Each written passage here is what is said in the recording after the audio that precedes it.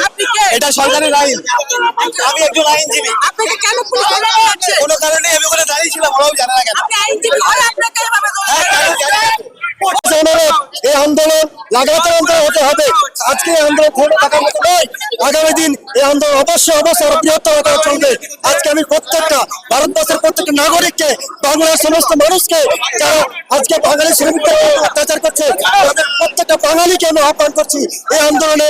এটা কোনো ধর্মীয় আন্দোলন নয়, এটা কোনো সাম্প্রদায়িক আন্দোলন নয়, এটা হচ্ছে আমাদের জনগণের আন্দোলন, ভারতীয় নাগরিকের আন্দোলন। এই আন্দোলন সকলকে আমাদের সম্মুখে আসতে হবে। আপনারা দেখছেন, যেভাবে সরকারকে পতাকা হাতে নিয়ে পুলিশ কেড়ে নিচ্ছে, জাতীয় পতাকা পুলিশ কেড়ে নিচ্ছে। তুমি হাত ধরো। খুলে নিচ্ছি। আমরা শান্তিপূর্ণ অবস্থান বিক্ষোভে ছিলাম, জোর করে আমাদের ডিটেইন করা হচ্ছে বেআইনি ভাবে। আপনি কি বলবেন? আপনার হাত থেকে জাতীয় পতাকা কেড়ে নিল, কি বলবেন? আপনার হাত থেকে জাতীয় পতাকা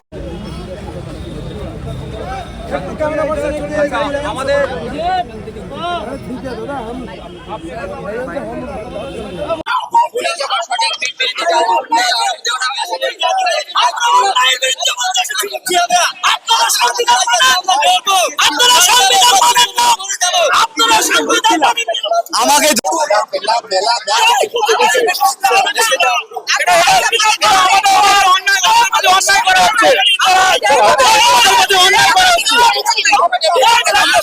বলছি, বার্তালি চাপা কেউ যাবেন না, সকলে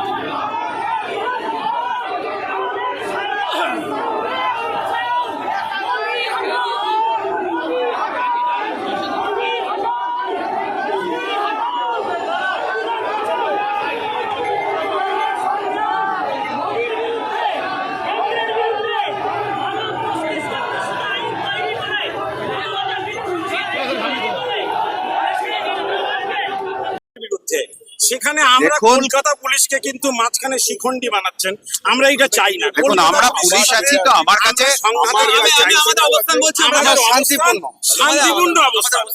এই আমরা তো আইন অমান্য করছি না। শান্তিপূর্ণ যাবো। শান্তি চাই না।